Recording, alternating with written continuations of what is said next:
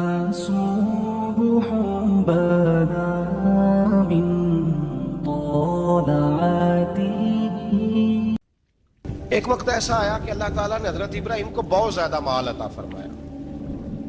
اتنے اونٹ گنے نہیں جاتے، گائیں اتنی زیادہ کہ شمار نہیں ہوتی، بکرے بکریاں اتنی زیادہ کہ شمار، بہت زیادہ مال اللہ نے عطا فرمایا. اور ابھی کچھ عرصہ پہلے آپ پیچھے جائیں نا تو جو لفظ مال تھا وہ روپے پہ تو بولا ہی نہیں جاتا، وہ جانوروں پہ بولا جاتا. بہت زیادہ مال اللہ نے دیا، بکریاں، گائیں، اونٹ، بیل، بڑا کچھ. رب کریم نے فرشتوں سے فرمایا کہ واتخذ اللہ ابراہیم خلیلا، ابراہیم میرا دوست ہے. تو فرشتے کہنے لگے یا اللہ جسے اتنا کچھ دیا جائے اس نے دوست تو بننا ہی ہوتا ہے، تو نوازا ہی پڑا ہے، اتنا مال، اتنے کھیت کھلیان، اتنا کچھ. اللہ کریم نے فرمایا جاؤ آزمائش کر لو، امتحان لے لو. فرشتہ امتحان لینے پہنچ گیا. حضرت ابراہیم کے جانور چر رہے ہیں چراگاہ میں، حضرت ابراہیم بھی ہیں، غلام بھی ہیں، بہت بڑا ریوڑ ہے.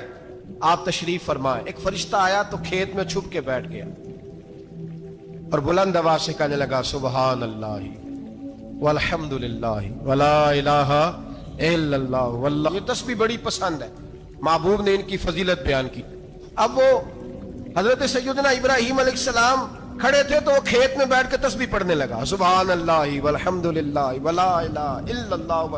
حضرت ابراہیم کہنے لگے یہ میرے رب کا نام کون لے رہا ہے؟ بڑی اس کی میٹھی آواز ہے، بڑی، کون ہے؟ ڈھونڈنے لگے، گھومتے گھومتے اس کے پاس چلے گئے. فرشتہ انسانی شکل میں، تو میرے رب کا ذکر کر رہا تھا؟ اس نے کہا میں ہی کر رہا تھا. فرمانے لگے یار ایک دفعہ پھر نہیں کرتا؟ تو کہنے لگا ابراہیم پہلے تو میں اپنی مرضی سے کر رہا تھا، تو کہتا ہے تو پیسے لگیں گے، پیسے ہیں تو کر دیتا ہوں. حضرت ابراہیم کہنے لگے بول تو کیا لے گا؟ میرے اللہ کا ذکر سنانے کا کیا لے گا؟ کہنے لگا جتنی بکریاں آپ چرا رہے ہیں ساری دے دے تو میں اللہ کا ذکر سنا دیتا ہوں. آپ نے فرمایا بس جا تیری ساری ہوئی، میرے رب کا ذکر سنا. اور پھر شروع ہو گیا سبحان اللہ الحمدللہ ولا الہ الا اللہ واللہ اکبر. حضرت ابراہیم علیہ السلام کیف میں یار پھر ذرا سنا، نا علما وچ پھسا سانو، تو یار دی گل سنا سانو، ذرا دوبارہ سنا. میں پھر سنایا، ایک دفعہ پھر کہا. فرشتہ کہنے لگا بس جی آپ کے پیسے پورے ہو گئے. حضرت ابراہیم کہنے لگے چل ایک دفعہ اور سنا. کہنے لگا پیسے لگیں گے. تو کیا لے گا؟ کہنے لگا گائیں بھینسیں ساری میری. فرمایا بس یار اتنی قیمت، تو سنا صحیح، سارا کچھ ہی تیرا. پھر شروع ہو گیا سبحان اللہ والحمد للہ ولا الہ الا اللہ واللہ اکبر. گائیں دے دیں، بھینسیں دے دیں، وہ ذکر سناتا ہے. حضرت ابراہیم کبھی مچلتے ہیں، کبھی روتے ہیں، کبھی آہیں پڑھتے ہیں. تو میرے رب کا نام لے رہا ہے، ذرا پھر سے لے. کیف جاری ہے. کہنے لگا بس بھائی. حضرت ابراہیم فرمانے لگے تو اور لے لے جو لینا ہے، مجھے ذکر سنا.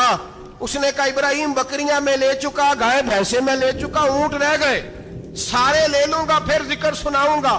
فرمایا جا تیرا ہوا تو ذکر سناتا رہ، میں دیتا ہوں. دے دیا. کچھ دیر ذکر کیا تو اب خاموش ہو گیا. حضرت ابراہیم خلیل اللہ علیہ السلام فرمانے لگے ذکر سنا. کہنے لگا ابراہیم اب تیرے پاس دینے کو کیا ہے؟ ہر چیز تو میں لے چکا. آپ فرمانے لگے یہ گائے بھینسیں بکریاں چرانے کے لیے تجھے کوئی نوکر ملازم بھی تو چاہیے نا. تو اس طرح کر مجھے رکھ لے، میں روٹی نہیں مانگوں گا، کھانا نہیں مانگوں گا، تو اللہ کا ذکر سناتا رہنا، میں تیرے جانوروں کی نوکری کرتا رہوں گا. حضرت ابراہیم علیہ السلام نے جب یہ کہا نا، فرشتے کی آنکھوں میں آنسو آ گئے. تر دامنی پہ شیخ ہماری نہ جائیے، ہم دامن نچوڑ دیں تو فرشتے وضو کریں. فرشتہ رو پڑا اور کہنے لگا ابراہیم مجھے سینے سے لگاؤ، آپ واقعی اس قابل ہیں کہ اللہ آپ کو اپنا دوست بنائے، واقعی اس قابل ہیں کہ رب آپ کو اپنا. حضرت ابراہیم علیہ السلام کا خدا سے محبت کرنے کا نرالا انداز. حضرت ابراہیم بہت بڑے مہمان نواز تھے. صرف قربانی نہیں دیتے تھے، سارا سال بہت سارا لنگر، بہت سارا کھانا پینا، بہت ساری چیزیں جاری رہتی تھی. اور جتنے غریب لوگ تھے فلسطین کے، ان کو پتا تھا کہ حضرت ابراہیم علیہ السلام کا لنگر جاری ہے. فلسطین میں جب آپ کا قیام تھا، ایک دفعہ ڈھیروں مہمان آ گئے اور کھانے کو کوئی چیز نہیں. حضرت سارہ اور جناب ہاجرہ دونوں اس وقت موجود تھیں. وہ کہنے لگی ابراہیم بہت سارے مہمان آ گئے تو کیا کریں؟ جناب سارہ کہنے لگی کس طرح کر کے ان کی مہمان نوازی کرنی. اور حالات یہ ہے کہ قحط پڑا ہوا ہے فلسطین میں، مصر میں، دور دراز علاقوں میں. حضرت ابراہیم کہنے لگے یہ अल्लाह के मेहमान है और हमें रब करीम का बंदा समझ के आ गए, अल्लाह ही बंदोबस्त करेगा। फरमाने लगे मेरा मिस्र में एक दोस्त है, वो कैद के दिनों में गल्ला जमा कर लेता है, मैं उसकी तरफ पैगाम भेजता हूं, मुझे उम्मीद है वहां से गल्ला मिलेगा। 2 3 5 ऊंट वाले गुलाम बुलाए और उनको कहा कि जाओ गल्ला ले आओ मिस्र के दोस्त से। वो लोग कहते हम गल्ला लेने गए, वहां जब पहुंचे तो हजरत इब्राहिम खलीलुल्लाह अलैहिस्सलाम का पैगाम दिया तो आपका वो दोस्त कहने लगा गल्ला तो बेशुमार था, मुझे खबर नहीं थी कि हजरत इब्राहिम का पैगाम आएगा, तो मैं तो सारा तकसीम कर चुका हूं, लोग ले गए, अब तो कोई शय नहीं। अब वो खाली आ गए, पांचों के पांचों ऊंट। जब खाली आए तो हजरत इब्राहिम की हवेली की दीवारें छोटी छोटी थी, उन गुलामों में से, खादिमों में से, आपके उन चाहने वालों में से एक कहने लगा यार वो गरीब तो इंतजार कर रहे होंगे कि गल्ला लेने गए, हमें रोटी मिलेगी। छोटी छोटी दीवारें हैं, वो जब देखेंगे ना खाली आ गए तो उन्हें तकलीफ होगी, इस तरह करो बोरियों में रेत भर लेते हैं, रेत भर के ले जाते हैं, बाद में अंदर रख के उन्हें समझा बहला लेंगे या हजरत इब्राहिम को बताएंगे, वो खुद ही उन लोगों की दिलजोई फरमाएंगे।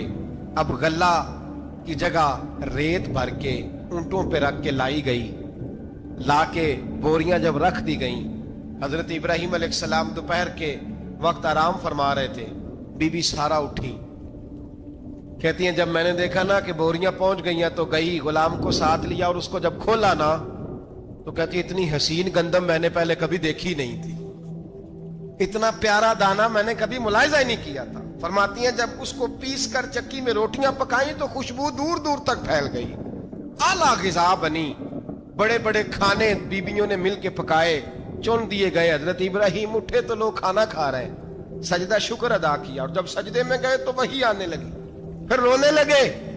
जब पलट कर बाहर तशरीफ लाए तो जनाबे सारा कहने लगी इब्राहिम तुम्हारा मिस्री यार बड़ा अच्छा है, उसने इतनी आला गंदम भेजी है कि इतनी तो मैंने प्यारी गंदम कभी देखी नहीं।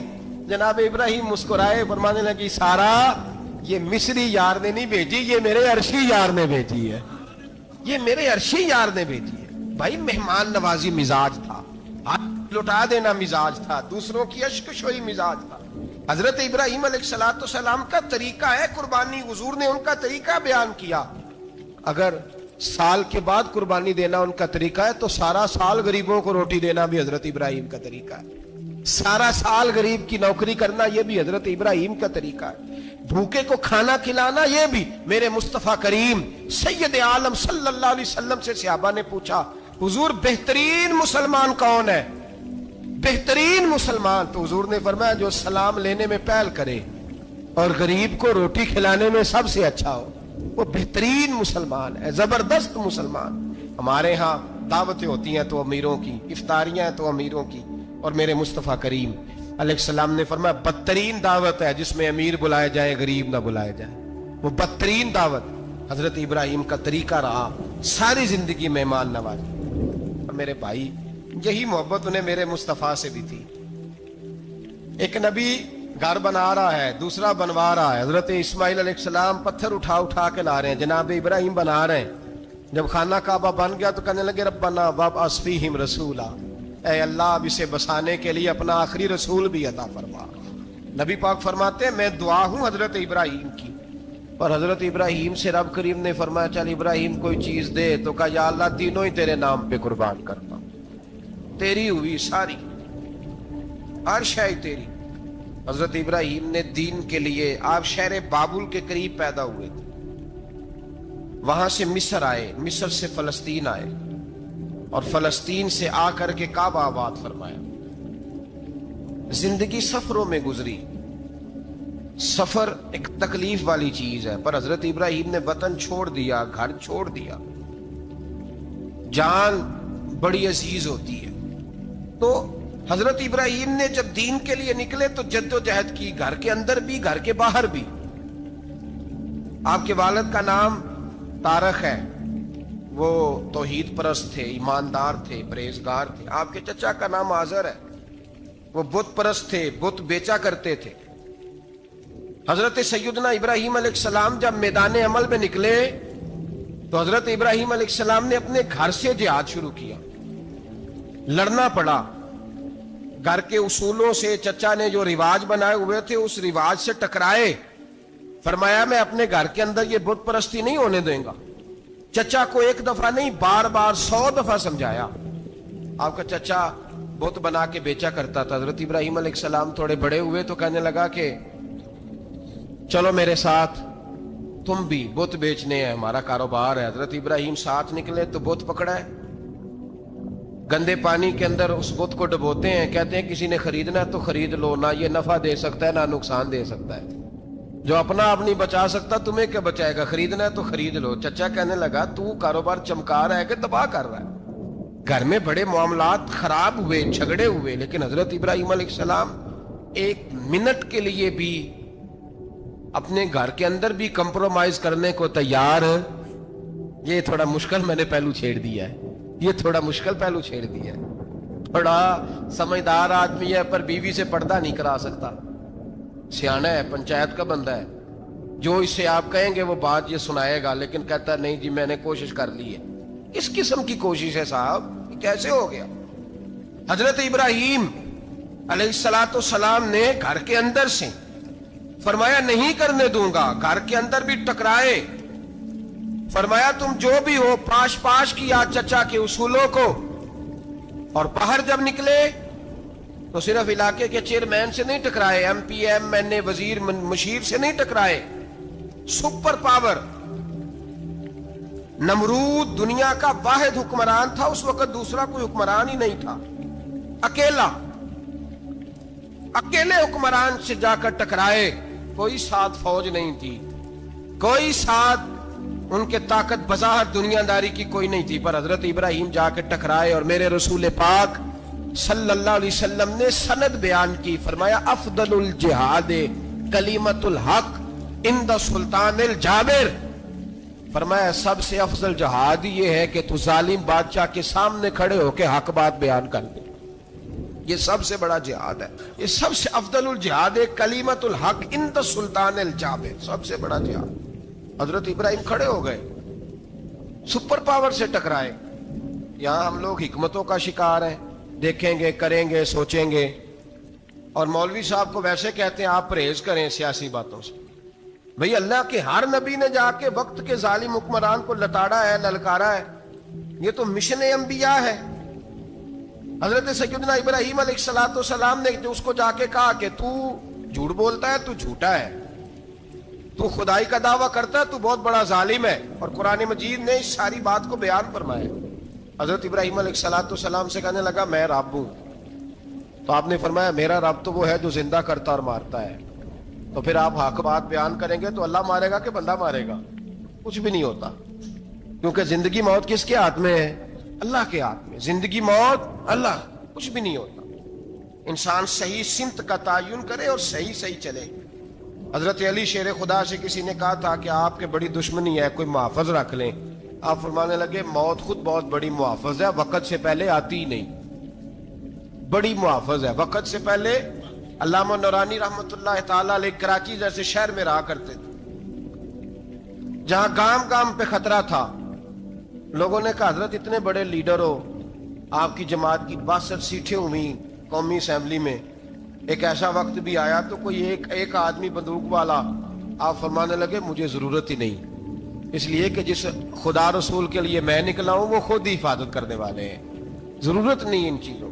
तो भाई हजरत इब्राहिम टकराए, और आपका अंदाज क्या है? जाके कहा कि तू नहीं, खुदा वो है जो जिंदा करता। और उसने एक बेवकूफों जैसी दलील दी।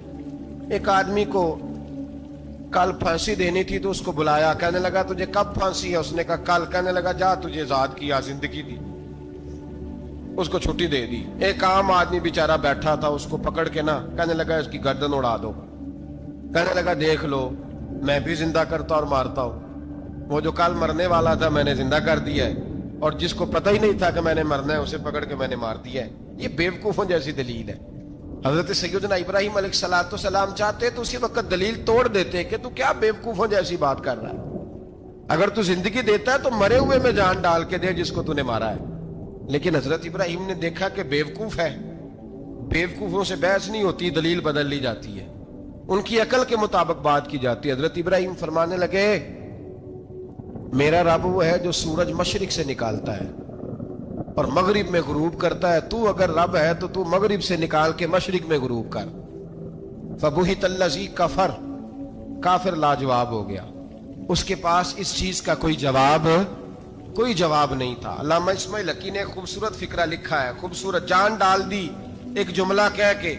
حضرت سیدنا علامہ اسماعیل حقی رحمت اللہ علیہ فرمانے لگے چونکہ نمرود بیوقوفوں جیسی باتیں کر رہا تھا, اگر وہ یہ کہہ دیتا نا کہ میں سورج کو نکالتا ہوں مشرق سے, میں غروب کرتا ہوں معاذ اللہ مغرب میں نکالتا ہوں, تو آپ اپنے رب سے کہیے کہ وہ مغرب سے نکال کے مشرق میں غروب کرے. علامہ اسماعیل حقی فرماتے ہیں رب کریم کی آواز قدرت تھی, مالک حضرت ابراہیم علیہ السلام کے اس, اگر وہ کہہ دیتا اور حضرت ابراہیم دعا کر دیتے تو رب کریم نے فرشتوں کو تیار بٹھایا ہوا تھا. فرمایا اگر یہ کہہ دے میرے خلیل سے کہ سورج مغرب سے نکال کے مشرق میں غروب کرنا ہے تو تیار رہنا, جس طرح خلیل کہیں گے ویسے ہی کر دیں گے. واتخذ اللہ ابراہیم خلیلا, ابراہیم ہمارا دوست جو ہوا, جیسے کہے گا ویسے کر دیں گے. حضرت سیدنا ابراہیم علیہ السلام کی باتوں کا جب جواب نہ دے سکا, دلیل نہیں بندہ دیتا, پھر لڑائی کرتا ہے, پھر جھوٹے موٹے اعتراض کرتا ہے. دلیل ختم ہوتی ہے تو لوگ ذاتیات میں اترتے ہیں, کہتے ہیں یہ کھانستا صحیح نہیں, دیکھتا صحیح نہیں. دلیل ختم, اب ذاتیات پہ اترے, کہنے لگے مجھے پتہ چلا ہے کہ یہ فلانی جگہ گیا تھا تو وہاں جا کے اس نے اس طرح کیا. پھر لوگ ذاتیات پہ اترتے ہیں, جب دلیل کا جواب دلیل سے نہیں دے پاتے پھر ذاتیات پر اتر کر حملے کرتے ہیں. حضرت ابراہیم کے دلائل کا جواب نمرود نہ دے سکا تو کہنے لگا کہ اس کو آگ میں ڈال دو.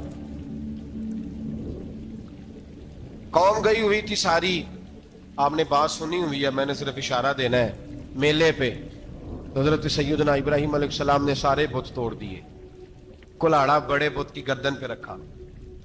واپس آئے, کہنے لگے بت کس نے توڑے ہیں؟ تو فرمایا اس سے پوچھو جس کی گردن پہ کلاڑا ہے.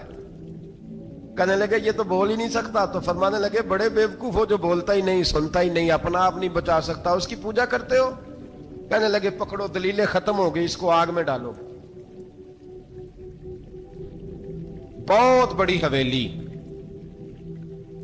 45 فٹ مربع پہ مشتمل ایک حویلی بنائی گئی اور 45 فٹ اونچی. مختلف روایات, علامہ اسماعیل حقی کہتے ہیں کہ 3 مہینے تک نمرود نے کہا کہ اس کے اندر لکڑیاں ڈالو. لوگ پوچھنے لگے کتنی دنیا جلانی ہے؟ کہنے لگا بندہ تو ایک جلانا ہے, پر بندہ بڑا تگڑا ہے, ایک بندہ. 3 مہینے لکڑیاں ڈالی گئیں. اور لوگوں کی جو تہمات ہوتی ہیں نا وہ بڑی عجیب ہوتی ہیں. تہمات میں نے بڑی تفصیل سے رمضان المبارک میں گفتگو کی تھی. بدشگونی, تہمات لوگ لیتے ہیں. اس وقت بھی لوگ تہمات کا شکار ہو گئے. عقیدہ بگڑ جاتا ہے تو وہ عجیب و غریب باتیں کرنے لگتا ہے. تہمات کا شکار ہو گئے. بیبیاں نظر مانتی, میں بیمار ہوں, اگر صحیح ہو گئی تو اتنے من لکڑی دوں گی حضرت ابراہیم کی آگ جلانے کے لیے. ایک عورت لے کے جا رہی ہے لکڑیاں. ایک نیک دل آدمی نے اس سے پوچھا کہاں جا رہی ہو؟ کہنے لگی میں نے منت مانی تھی تو حضرت ابراہیم علیہ السلام کو معاذ اللہ جلانے کے لیے لکڑیاں لے کے جا رہی ہوں. تو وہ رب کریم کے بندے کہنے لگے تو ڈھونڈتی رہے گی, تجھے وہ جگہ ملے گی نہیں. وہ بی بی کئی مہینے گھومتی رہی, جگہ ہی نہیں ملی جہاں لکڑیاں ڈالنی, ماری گئی. تہمات کا شکار ہوئے بہت سارے لوگ. تہمات کا بھائی, تہمات دین کے اندر منع ہے. تہمات دین میں کوئی نظر ماننا, کوئی کسی بزرگ کے مزار پہ جا کے سالے ثواب کے لیے کوئی چیز ماننا, یہ تو درست ہوا. لیکن غیر شرعی نظریں مان لینا کہ میں آ کے گرد چکر لگاؤں گا, میں جناب وہاں جا کے یہ والا تماشا کروں گا, میں دھاگا باندھوں گا, میں رسا کاٹوں گا, میں وہاں گندے ہو سے پانی پیوں گا, ان کی شریعت اجازت, یہ تہمات ہیں, بدشگونی ہے. دین میں ان کی کوئی گنجائش. آپ نظر ماننے سے پہلے بھی کسی عالم سے رابطہ کریں کہ میں منت مانگنے لگاؤں تو کیسے ماننی چاہیے کا طریقہ پوچھیں. ایسے ہی غلط چیز کی منت تھوڑی مان لی جائے گی. بہرحال آمدہ برسرے مطلب حضرت ابراہیم کے لیے آگ جلائی گئی. 45 فٹ اونچی آگ ہے, پرندہ بھی اوپر سے گزرتا ہے تو نیچے گر جاتا ہے جل کے. اتنے دن لگا کے آگ جلائی گئی. اب حضرت ابراہیم کو جلایا جانے لگا ہے. یہاں تو موجیں ہے نا, جو کسی ادارے کا سربراہ ہے اس کے لیے موج ہے, کسی جگہ آفیسر بن گیا تو موج ہے. پیر صاحب کے لیے موج ہے, علامہ صاحب کے لیے موج ہے, خطیب صاحب کے لیے موج ہے, جلنا کس کو پڑتا ہے؟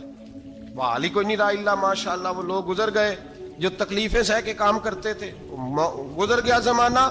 حضرت سیدنا ابراہیم علیہ السلام کو جلایا جانے لگا ہے تو اب اتنی بڑی آگ ہے تو ڈالیں کیسے؟ شیطان نے تجویز دی کہ منجنیق بناؤ, منجنیق, بڑے بڑے بانس باندھ کے ان کے نیچے رسا باندھو. وہ جس طرح جھولنے کے لیے جھولا بنایا جاتا ہے, اس طرح ایک منجنیق پرانے زمانے میں اس میں پتھر رکھ کے پھینکے جاتے تھے دشمنوں پہ. وہ منجنیق بنائی گئی کہ دور سے حضرت ابراہیم کو پھینکیں گے. ہاتھ حضرت ابراہیم کے باندھ دیے, پاؤں مبارک باندھ دیے, پوری زمین پہ ایک نام لینے والا خدا کا. اور اس کو آج رسیوں میں جکڑا ہوا ہے. جب پھینکا جانے لگا نا آگ میں تو حوریں رونے لگی, فرشتے تڑپنے لگے, اے اللہ یہ کیا ہونے لگا ہے؟ ایک تیرا خلیل اور وہ بھی آگ میں. فرمایا جاؤ جا کے اس سے کہو اگر تمہاری مدد لیتا ہے تو اسے بچاؤ.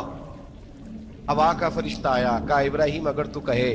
او بھائی ان چیزوں کو کہانی سمجھ کے نہ سنا کریں, یہ داستان نہیں, یہ وہ طریقے ہیں جو ہمارے رسول نے ہمیں اپنانے کا حکم ارشاد فرمایا ہے. جو عقیدے, یہ وہ نظریات ہیں جو ہمیں اوڑھنے کو کہا گیا. اپنے رب کریم کی رضا پہ راضی رہنے کے یہ وہ خوبصورت مواقع ہیں صوفیاء نے جن کو بنا کر سمجھا کر ہم تک پہنچایا ہے. یہ ہے اہل طریقت کی باتیں. وہ کہتے ہیں یار جس حال میں رکھے راضی رہنا ہے. حضرت ابراہیم علیہ السلام کو پھینکا جا رہا ہے, فرشتہ آیا, اے اللہ کے خلیل اگر حکم دو تو اتنی ہوا چلاؤں کہ نمرودی جل جائے سارے, آگ ان پہ پھینک دی جائے. آپ نے فرمایا تو جا, تجھ سے مجھے کوئی کام نہیں. تھوڑی دیر کے بعد پانی کا فرشتہ آیا, کہا حضور اتنی بارش برساؤں گا کہ آگ بجھ جائے گی. فرمایا تو جا, تجھ سے کوئی کام نہیں. اب جب منجنیق میں رکھ دیے گئے, آگ میں جانے کا لمحہ ہے, تیاری ہے, حضرت جبریل امین حاضر خدمت ہوئے. کہا ابراہیم کوئی حاجت؟ فرمایا تجھ سے کوئی نہیں. کہا چلو مجھ سے نہیں تو رب کریم سے ہی بات کر لو, مجھے پتا ہے میں چھوٹا ہوں, آپ مجھ سے مدد کیوں لوگے, رب کریم سے ہی بات کر لیں. تو حضرت ابراہیم کہنے لگے جبریل یہ بتا, رب کو نہیں پتا اس کا خلیل کس حال میں ہے؟ اسے نہیں پتا میں کس حال میں ہوں, میرے ہاتھ بندے ہیں, پیر بندے ہیں آگ میں, اسے نہیں پتا. بتایا تو اسے جاتا ہے جس سے خبر نہ ہو. تو اگر اسے پتا ہے, اگر وہ جلانے پہ راضی ہے تو میں بھی جلنے کو تیار ہوں, میں تیار ہوں, میں تیار ہوں. اسے کہو ٹھیک ہے. حضرت سیدنا ابراہیم علیہ السلام کو منجنیق میں ڈال کے جو پھینکا آگ میں, یا نار کونی بردم و سلاما علی ابراہیم, اللہ نے فرمایا اے آگ میرے ابراہیم پہ ٹھنڈی بھی ہو جا اور سلامتی والی بھی ہو جا. حضرت ابراہیم کو دو فرشتوں نے بٹھا دیا زمین پہ, پھول کھلے ہیں, کونپلیں مہک رہی ہیں, کلیاں خوشبو دے رہی ہیں. حضرت ابراہیم نے سر سجدے میں رکھ دیا, سبحان اللہ والحمد للہ ولا الہ الا اللہ واللہ اکبر. حضرت ابراہیم اللہ کی تسبیح پڑھنے لگے, رب کریم کا شکر بجا لانے لگے. نکلے وہاں سے, کچھ دن گزر گئے, نکلے, حکم ہو گیا ابراہیم علاقہ چھوڑ دو. حضرت ابراہیم علیہ السلام وہاں سے نکل کے مصر آئے, چچا کے پاس ٹھہرے. انہوں نے اپنی بیٹی جناب سارہ کا نکاح کر دیا. کچھ آگے بڑھے تو ایک ظالم بادشاہ سے ٹکرائے. اس نے ایک شہزادی, ایک بادشاہ کی بیٹی قید کی ہوئی تھی, جناب ہاجرہ نام تھا, ان کو قید سے چھڑا کے ساتھ لائے. حضرت لوط علیہ السلام بھی ساتھ. یہ 4 لوگوں کا قافلہ چلا, فلسطین میں جا کے پڑاؤ ڈالا, گھر بار چھوڑا, تبلیغ شروع ہوئی. حضرت ابراہیم کے گھر میں 2 خواتین ہیں, ایک آپ کی بیوی ہیں, ایک حضرت ہاجرہ ہے. اولاد کوئی نہیں, بڑا میوہ ہے میٹھا. گھر وہی آباد ہوتا ہے جس میں بچے روتے ہیں, گھر ہوتا ہی وہ ہے جس میں بچوں کی چنچناہٹ ہوتی ہے, بھن بھناہٹ ہوتی ہے. حضرت ابراہیم نے ایک بچہ روتے ہوئے دیکھا تو آنکھوں میں آنسو آئے, کہنے لگے ربی حب لی من الصالحین, یا اللہ مجھے بھی نیک اولاد عطا کر دے. حضرت سارہ نے سن لیا, کہنے لگی ابراہیم شاید میرے بطن سے تو آپ کو نصیب نہیں, ہاجرہ سے نکاح کر لو. جناب ہاجرہ سے نکاح ہوا. اللہ تو بڑا بے نیاز ہے, رب کریم نے حضرت اسماعیل جیسا خوبصورت بیٹا عطا فرمایا. بیٹا کالا سیاہ بھی ہو تو سینے کی ٹھنڈک ہوتا ہے, پر یہ تو وہ بیٹا ہے جس کی پیشانی میں نور محمدی چمکتا ہے صلی اللہ علیہ وسلم. حضرت سیدنا اسماعیل علیہ اتنے خوبصورت. اب جس بیوی کے ہاں بیٹا تھا, بیٹھنا اٹھنا بھی زیادہ اس کے پاس, آنا جانا بھی اس کے پاس, توجہ ادھر ہو گئی. جناب سارہ رشک کرنے لگی. ایک دن کہنے لگی اسے چھوڑ آ جنگل میں, وادی غیر ذی زرع مکے کے پاس. بھائی ایک بیٹا عالم دین بنا لو, کہنے لگا روٹی کہاں سے کھائے گا. تیرے 5 بیٹے ہیں, کو حافظ قرآن بنا, کہتے روٹی کہاں سے کھائے گا.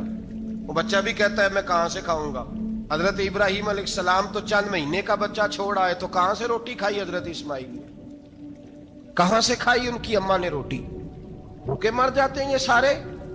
میں بڑے ذمہ داری سے کہا کرتا ہوں کہ جتنی خوبصورت روٹی اللہ کریم دین کے خادموں کو عطا کرتا ہے شاید کسی اور کے نصیب ہوتی ہو, لیکن ہم لوگ توجہ ہی نہیں کر رہے, ہمارا ذوق ہی نہیں بن رہا, ہم یہ محنت ہی نہیں کر رہے کہ قوم کو مستند علماء کی ضرورت ہے, علاقوں کے علاقے خالی ہیں, ادھر ہمارا مزاج ہی نہیں بن رہا, توجہ ہی نہیں دین کی خاطر. اور پھر چلے بچے تو بات کی بات ہے نا, جو ابھی خود جوان ہے وہ بھی تو یہ دعا, ایک صاحب مجھے کہنے لگے میں دعا مانگ رہا ہوں اللہ مجھے بیٹا دے تو میں اسے دین پہ لگاؤں گا. تو میں نے کہا آپ بھی بوڑھے نہیں ہوئے, آپ خود ہی لگ جائیں, بیٹا تو ابھی آئے گا تو لگے گا نا. تو آپ تو اس وقت ہے تو آپ تو پہلے لگے نا صاحب, 2 گھنٹے تو نکال کے آئے, دین سیکھنے کو کافی ہے. آپ اتنی لمبی سوچ رہے ہیں کہ بچہ آئے گا تو بڑا ہوگا تو وہ جائے گا تو دیکھی جائے گی, ابھی تو آپ ہیں تو آپ تو آؤ. حضرت ابراہیم نے بچہ وہاں چھوڑا. یہاں سے جو عمرہ کرنے لوگ جاتے ہیں نا, جو حج کرنے جاتے ہیں, ان کو پتا ہے کہ وہاں دنیا کی ہر نعمت ملتی ہے, پھر بھی ڈبل ٹرپل پیسے لوگ جیبوں میں ڈال کے جاتے ہیں. حضرت ابراہیم جب وہاں لے کے گئے تو کوئی انسان نہیں تھا, پانی کا قطرہ نہیں تھا, 2 کلو کھجوریں, ایک مشکیزہ, بیوی کو تھمایا. ہمارے گھر میں ہزاروں چیزیں پڑی ہیں لیکن وہ جو توکل ہے نا وہ ختم ہو گیا ہے. اللہ دے گا, حلال حلال پہ قناعت کرے, جائز جائز پہ بھروسہ کرے, رب کریم عطا کرنے والا ہے, وہ مزاج ختم ہو گیا. حضرت سیدنا ابراہیم علیہ السلام 2 کلو کھجوریں, ایک مشکیزہ پانی کا دے کر کے, اور وہاں بٹھایا آپ نے اپنے بچے کو اور اپنی زوجہ جناب ہاجرہ کو, اور بٹھا کر کے یہ واپس پلٹنے لگے تو حضرت ہاجرہ سلام اللہ علیہ نے آواز دی, کہا ابراہیم کس کے سہارے پہ چھوڑ کے جا رہے ہیں. جہاں آب زمزم کا کنواں ہے نا, جو لوگ گئے ہیں انہوں نے صفا مروہ کی صحیح کی ہے, صفا مروہ سے باہر نکلے نا, سرکار کی ولادت کا مقام ہے, اس جگہ پہ آب زمزم کا کنواں تھا, وہاں حضرت سیدنا ہاجرہ کو بٹھایا. کوئی چیز نہیں, کوئی درخت نہیں, کوئی کھیت نہیں, کوئی پانی نہیں, کوئی کنواں نہیں, وہاں بٹھایا اور بٹھا کر کے نکلنے لگے تو جناب ہاجرہ فرمانے لگے ابراہیم کس کے سہارے پہ چھوڑ کے جا رہے ہو. کہنے لگے اللہ کے سہارے پہ. تو پاک باز بی بی نے ایک لفظ پوچھا, کہا ابراہیم یہ میرے رب کا حکم ہے, یہ میرے, بس جن کا عقیدہ توحید مضبوط ہو ان کے لیے ایک جملہ کافی ہوتا ہے, یہ میرے اللہ کا حکم ہے. تو جناب ابراہیم علیہ السلام فرمانے لگے ہاجرہ ہاں رب کا حکم ہے. جب یہ لفظ کہے تو چاہیے تھا نا حضرت ابراہیم تسلی دیتے, تو بی بی صاحبہ تسلی دینے لگی, عرض کرنے لگی ابراہیم اگر اللہ کا حکم ہے تو پھر آپ ہماری فکر نہ کرنا, اگر یہ رب کا حکم ہے تو پھر ہماری فکر نہ کرنا, جس رب نے ہمیں یہاں تک پہنچایا ہے وہ ہمیں کبھی بھی ضائع نہیں فرمائے گا, پھر فکر نہ کرنا. حضرت ابراہیم آ گئے, بات آپ نے سنی ہوئی ہے, اشارہ کرنا مقصود ہے.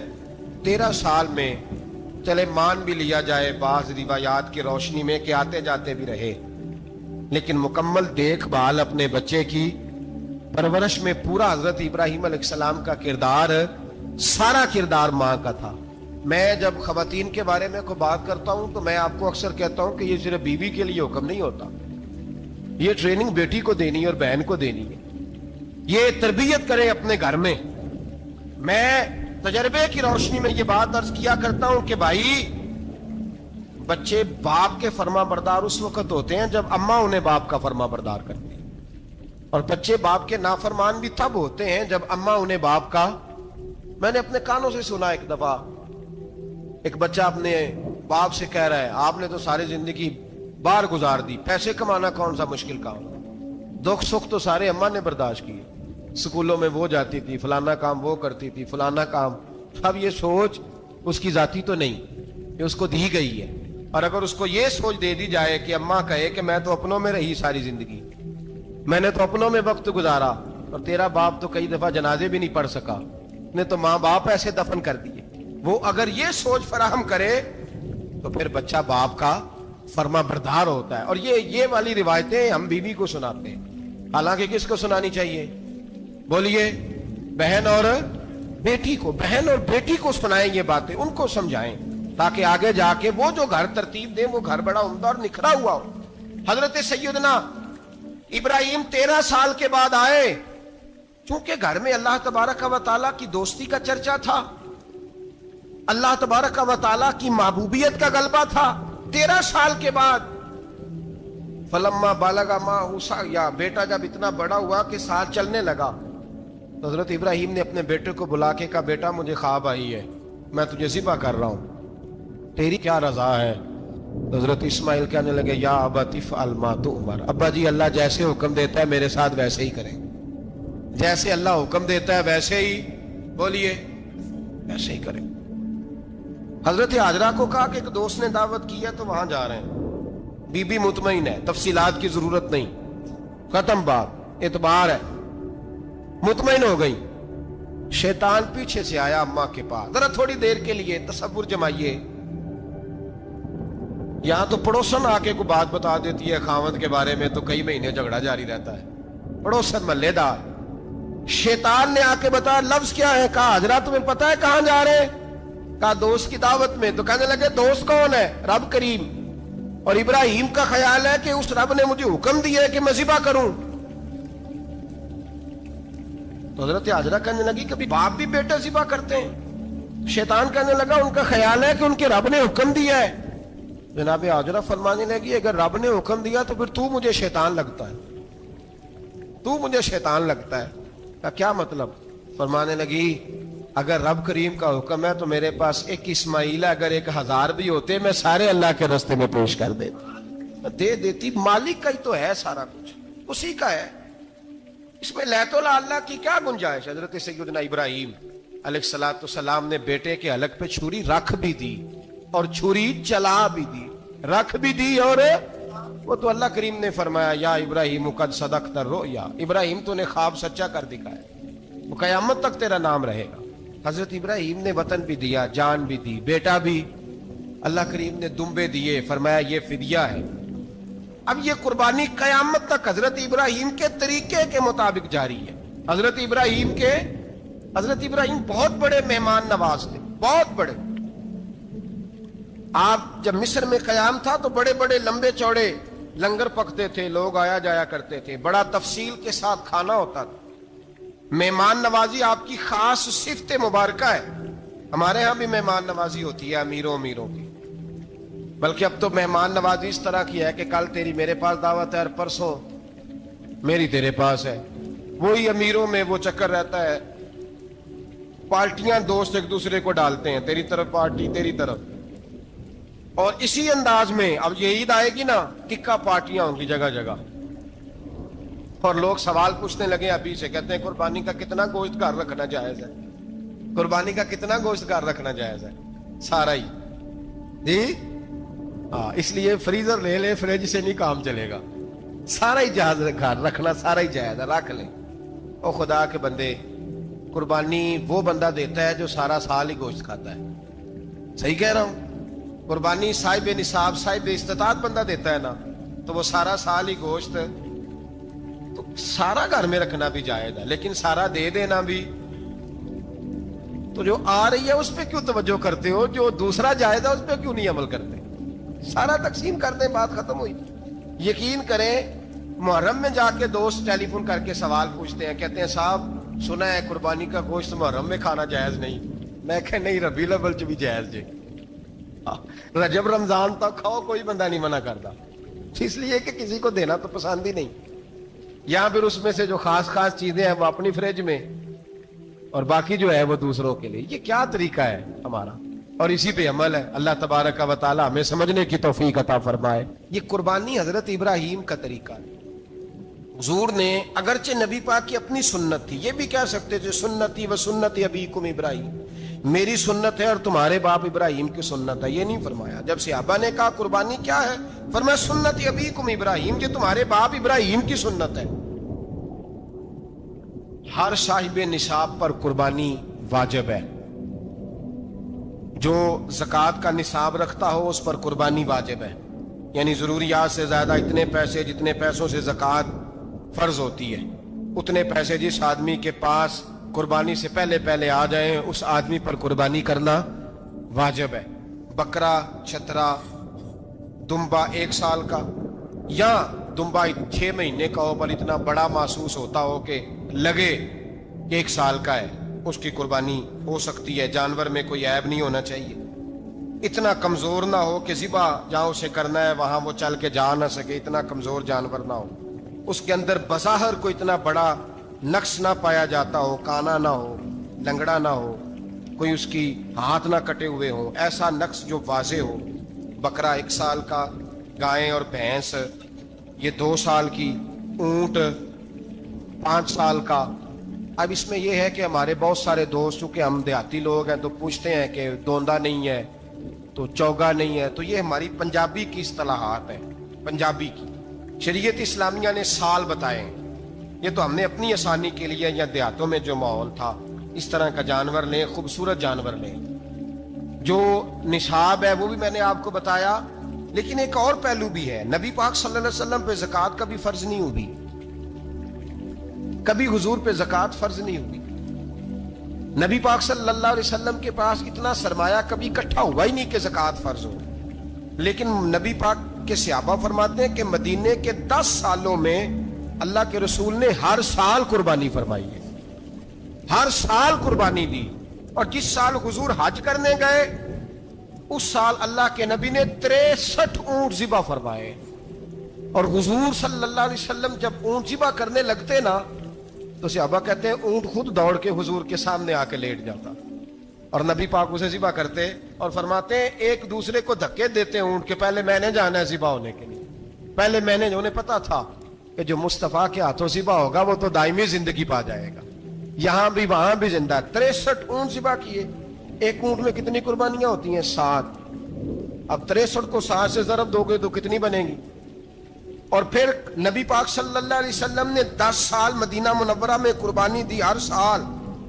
اب وہ 63 اونٹ، ایک اونٹ میں 7 قربانیاں، ہر سال یہاں قربانی، اور مولا علی شیر خدا فرماتے ہیں نبی پاک 2 قربانیاں دیتے۔